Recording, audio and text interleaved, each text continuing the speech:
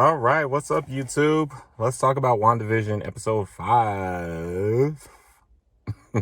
So, I got to be honest. This was the one episode so far that ended, and I was just kind of like, hmm. There were some amazing moments, really, really great acting. Shout out to Paul Bettany. There were a lot of elements that I did like, but there were a lot of things that bugged me as well. And I think the main complaint that I would have is I didn't like how they went in and out of the WandaVision world to the Sword world. I felt like they should have edited that in a different way. Like maybe bookended the episode with Sword stuff and kept us in the WandaVision thing for an extended period of time. I just felt like the story inside the WandaVision show was strong enough to, be a great episode on its own. Of course, there were some amazing Sword moments, one in particular. Yeah, I think that's my main complaint. But we have some other things that really bugged me, so let's just get into it. So, we're in the 80s. It's totally family ties. And Wanda and Vision are trying to get their babies to go to sleep. And Agnes just pops up like normal. So she's just like, oh, okay. Well, I heard that you couldn't get these babies to sleep. And Vision's like, wait, how'd you hear that? Anyway, she tries to hold the babies, and Vision's freaking out. He's like, he's one of those germaphobe parents, I think. And so he stops her. And then Agnes is just kind of like, what do I do? Do you just want to do that again? Because you wanted me to help you with the kids, right? Then Vision's just kind of like, dude, like, what just happened? You didn't see that? And Wanda is trying to gaslight him, basically.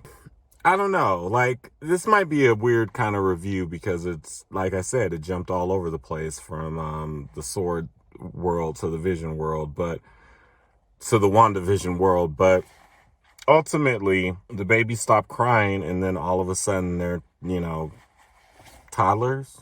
Would you say toddlers? And Agnes sees that, and she's just kind of like cool with it, right? Then I think we go into the Sword world. I really just want to stay in WandaVision for a minute, though, because what happens next is, a cute little thing about the kids, finding a dog on the street, and, that whole storyline that was definitely in a lot of 80s sitcoms, family sitcoms. They have this dog. It's cute. Vision comes in, and he's just kind of like, it's in a way it feels like he's over it already. Like he knows it's a ruse, but he's kind of over it, but he loves the kids. So I don't know, they're discussing if they get to keep the dog, and they say, well, maybe, when you boys are older, it's a big responsibility for, young kids right now. So maybe when you guys are older, like 10, and the boys look at each other and they grow in this terribly, obviously the morphing thing would have looked like that if we were in a late 80s television show. But anyway, so they morph into 10-year-olds. And it's just kind of like, okay. And they do it in front of Agnes. And yeah, that's another thing. Wanda materializes a dog collar out of nowhere in front of Agnes. And Vision was saying something about how, like, things are weird. Like when I was saying he was kind of over it. So that's when Agnes came in with the doghouse. And Vision was like, oh, yeah, here she comes with exactly what we need. That was interesting. But then when Wanda materializes the dog collar, Vision's like, I thought we weren't supposed to be like using our powers or whatever in front of people. And she was like, it's fine. She didn't even notice. And maybe we don't have to hide. Maybe you don't have to hide either. And I guess she's trying to get him to, be his real self. And I forgot what happened.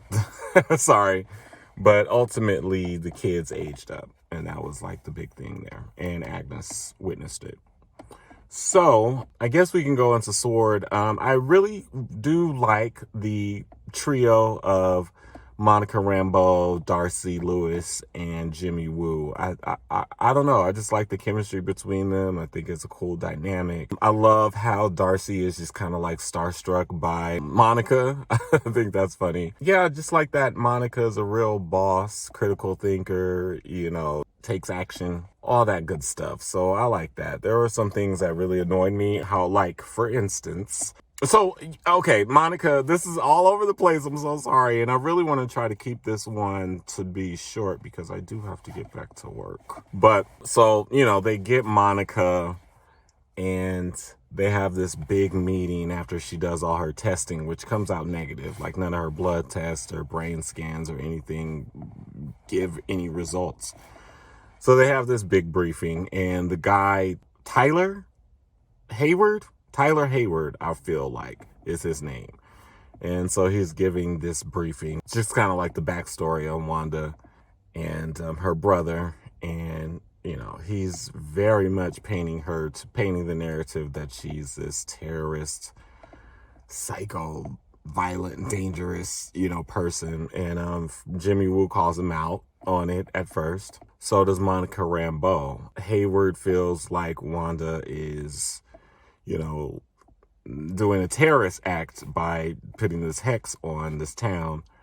And Monica doesn't feel like it's an aggressive move.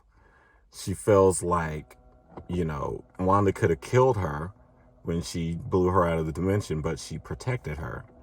And, there are so many reasons that she feels like this isn't necessarily a terrorist thing. It's just we need to talk to her to figure out, what she really wants out of this. And maybe we can compromise whatever, right? Darcy, Monica, and Jimmy come up with this idea. Well, really, Darcy and Monica come up with this idea of, trying to infiltrate the Wandavision world. And so they are talking, and I'll tell you, this is a part that bugged me, and I don't want to get into it too long because I don't want to make this video too long, but they were just talking about the power that Wanda has, and if she was able to mind control a whole town, then that has, amazing power, right? She hasn't displayed that kind of power before, and Jimmy Woo was like, well, I mean, she did almost take that. No, I think Monica said it. She did almost take Thanos. He initiated a strike because she would have killed him. And then Jimmy Woo was like, well, Captain Marvel, no, she also did some things against Thanos, blah, blah, blah. Monica seemed to have a weird reaction to the Captain Marvel talk. I don't know if it was just sad for her because she hadn't seen her yet and she wanted to move on from that emotion, or if something else is at play there. But I couldn't gauge that reaction. But I was so annoyed because it was like they're talking like they watched Avengers Endgame, like that they had the POV of us, the audience. And I was thinking about it, and I could say that, like, okay, because there's Stark Tech there, there's probably a video recording from his technology, audio recording of his technology. And I could see Monica digging into the vaults and, like, really being that meticulous and trying to get all the intel that she could about the events that happened since she was snapped. I could see her, but I don't know that Jimmy would have that even like clearance to that's the guy I saw at the gas station. I don't even think that he would have the clearance to have access to that kind of thing to have an opinion. So, that's something that got on my nerves. Anyway, they figure out that Monica says those babies are hers. And they talk about, they go and see her 70s outfit that she was blasted out of, and she shoots it, and it's full Kevlar. So, it goes back to that thing of once you go into the world, it translates whatever it is into something that's appropriate for the time. And so she says, we got to put something in there that, is appropriate for the time. And so they kind of develop a 80s style drone. They send it into the world, and Wanda sees it. They see her. It's working. And Monica's just like, Wanda, I just want to talk to you. Hayward is like, okay, we got a good shot. Take the shot. Monica's like, no, what are you talking about? These things aren't armed. And apparently they were. So the screen blacks out. We don't know what happens. And then there's like, oh my God, there's a breach. And so they all go out there. And I just got to say, ooh, chills. I love this. I love this visual. I love the intensity of the scene. I love the power that Elizabeth Olsen had in that character. But I didn't think it was going to be her. Like, you saw an image, and I saw this in one of those, leaked trailers that maybe I'll talk about later. But yeah, I didn't think it was going to be her. And sure enough, she comes out in her Wandavision, Wanda garb from, Infinity War and Endgame. She has a drone in her hand, and she's like, I think this is yours, and I'm going to just warn you guys, don't mess with me in my home. Don't bother me, and I won't bother you. And Hayward's like, it's not that easy. You're keeping a whole town hostage. Well, Monica is trying to talk to her, and she's just like, I think you know that I'm an ally. Like, you would have killed me, or you wouldn't have let me help you, deliver your babies. You invited me into your home. So you know deep down that I'm an ally, and we're just here to help you. And Wanda's like, how can you guys help me? And she's like, well, what do you want? She's like, I have what I want. And no one will disturb it. I forget the exact wordage, but nobody will ever disturb it again. It was so funny when all these guns were aimed at her, and she did her little Wanda thing. I need to stop saying Wandavision, but she did her little Wanda thing, her Scarlet Witch thing, and they all pointed their guns to the Hayward guy, and he was spooked. He was shook. But yeah, I love that when she came through the border, and then she went back and she put this like red Scarlet Witch power over the whole, border of the WandaVision world. And I was like, butch. Yes. So anyway, we go back into the WandaVision world, and they're looking for the dog. The dog is lost, and the kids... Agnes sees the dog is dead. The dog ate, some of her. Oh, and another thing that's interesting is that Wanda can't control the kids. So earlier on, she tried to put them to sleep, but she couldn't control them. And it's almost similar to how she couldn't control the stork in episode 3. So I'm going to talk about Mephisto at the end, but yeah, we're going to come back to that. Anyway, the dog is dead. The kids are sad. They look at each other, and Wanda's knows that they're probably going to try to bring him back to life or age up or whatever. And she has this talk like, we can't age up every time something gets difficult. And the kids are like, but, we're sad, and you can fix it. Fix the dead. And Agnes is like, you can do that? And she's just kind of like, oh, shit. What do I say? Blah, blah, blah. So she does this total 80s, like, pep talk. And I have to say that it turned into, when the kids aged up, I feel like it turned into Roseanne. Is that the feeling that you guys got? Like, it started as Family Ties, totally Family Ties. And then, yeah, I feel like it was either Roseanne or Malcolm in the Middle, maybe a mixture of the two. But... oh, another thing. I'm all out of order, but Vision's at work. And I was so happy to see Norm, because Norm was one of my favorites in the first 2 episodes. And they're getting computers because this is the mid to late 80s, right? And they're talking about getting an electronic mail, and, there's a lot of gags about that. But the email that comes in is from S.W.O.R.D., obviously, and they say the Maximoff anomaly in there, and, respond if you understand or whatever. I don't remember. It's fun. It's weird because everybody in the office reads it in unison, and then they laugh, and it's awkward for a second, and then they laugh, and then Norma's like, it's a joke, and Vision, phases him, or, puts a hex on him. And Norm is like, "Oh my God, how long have we been in here? I need to call my sister. Like, my dad is sick. Like, tell her to stop. It's painful. It's so much pain. Tell her to stop." And then he like puts him back under, right? So that would have been a very powerful moment, right? If these fucking theorists didn't ruin it. And honestly, it's a Marvel mistake, because basically in the last episode, when they were figuring out who everybody was in the town in real life, they did have a thing for Norm. And of course, the theorist and the commentators or whatever, they zoomed in on that whole thing, and it described this scene in that detail. So I wasn't surprised, and I was just mad that Marvel allowed that continuity error. Like, I don't blame the people that are looking for Easter eggs. That's kind of their job.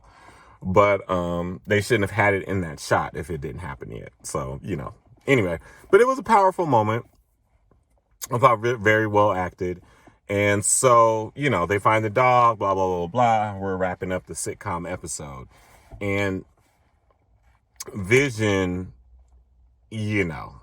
tells Wanda that, "I talked to Norm when he wasn't under your power. What's going on here?" And she's just kind of like trying to ignore it. "Oh, don't worry about that. What are you talking about?" And he's like, "You can't control me the way you're controlling everybody else." She looks at him and she's like, "Can't I?" And then the credits start to roll, and he's like, no, we need to have this conversation. So they sort of have the conversation. She's not trying to have it, and then he gets very aggressive about this. "Stop lying to me. What's outside of Westview?" And he reveals that he doesn't remember who he was before Westview, and he's scared. And I'm trying to think of like where else the conversation went, because Wanda's just like, "Trust me." Wanda's just like, "You're my husband. You're the kid. You're the father of our children. Isn't that enough?" And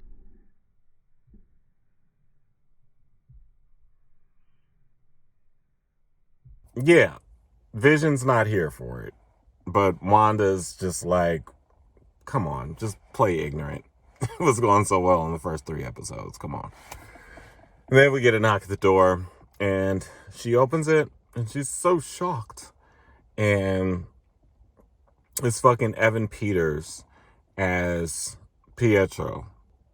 Shit, I can't think of his name right now. Lights. I can't think of his name. His Avenger name, or his X-Men name, or whatever. Then we have Darcy. She's looking at it, and she's like, "Oh my God, she recast Pietro?" I'm like, we didn't need that. We didn't need that line reading. But, that's it. That was the end of the episode, and I was just kind of like, I'm not satisfied by that, because you can't just, like, we know that it's Evan Peters. Like, we know that it's Evan Peters from the X-Men First Class. You know what I mean? No, X-Men Days of Future Past, right? And then the ones after that. So, like, we know that. So you can't just drop something like that and not explain a little bit about what's going on. Like, this week is going to be terrible, because there's going to be so many just theories, but they have nothing to go off. So, yeah. Interesting episode. I'm also bugged by the fact that we're making it known that Agnes is aware of what's going on, aware of the powers that Wanda has. And I feel like, unfortunately, because I think it's going to slow the show down, but I feel like we're probably going to get a long episode about Agnes. Maybe some of her backstory and what's going on, because she's like in cahoots with Wanda. but she also has information that Wanda doesn't know. Like, she's trying to really, like, guide Wanda in the right direction so that, you know, the ruse can go smoothly, right? So I feel like there is going to be an episode that details what Agnes is, what she knows, how she's helping, how she can't help. Because, you know, when Vision wouldn't let her pick up the babies, she didn't know what to do. So it's almost like she is still under Wanda's control, because she was like, you know, you don't want me to help you with the babies, right? And so she didn't know what to do when the thing that Wanda wanted her to do didn't go down, you know what I mean? And so she's under her control somehow, but she also has some sort of know-how, some knowledge that Wanda doesn't have about everything. And then this is where I'll talk about Mephisto, because I thought that Evan Peters would have been an amazing Mephisto. And I guess he still could be. Now that I think about it, I guess he still could be Mephisto, just playing the role of what's his name? Quicksilver. But I thought that Evan Peters would have been a really, really great Mephisto. And so when I saw him as Quicksilver, I was like, okay, well, he's not going to be Mephisto. So Mephisto's probably not even going to be in this thing, right? I just feel like Mephisto is a little dark for the MCU so far. Like, you know, the leader of the Hell Realm, or they don't call it Hell in the comics, right? I don't know. I just feel like that would be very, very dark. And I don't know that we want to go into like the demonic world in Marvel just yet. I would be interested if it happened. And like I said, he still could be Mephisto. But this Hayward guy, there's also something with him. Eric Voss, actually, from, I don't know his channel, but he actually had said that from a recap he did on last week's episode. And I was like, oh, yeah. I should have been looking at him. But he's totally against Wanda, because Wanda went in and stole Vision. He wanted to do something with Vision. And he's pissed at Wanda that she went in and stole his body. That was another thing I didn't talk about that happened at the beginning. But I think it's time for me to get off of here. I've rambled and gone out of order enough. What did you guys think of the episode? Yeah, this is the only episode so far where I'm not super excited for the next episode, because I just don't know where it's going to go. So if we have 9 episodes, and this one was 41 minutes, which I was happy about at the beginning, but I think it was some misuse of time, I have to be honest. But yeah, when Vision and Wanda had it out, I thought that was an amazing scene. I thought that Paul Bettany throughout this episode was actually very good. Really good. And so, is there anything else that I wanted to say? Anything else of note? I just don't know what I think anymore. Yeah, because I can't call it with Evan Peters. Like,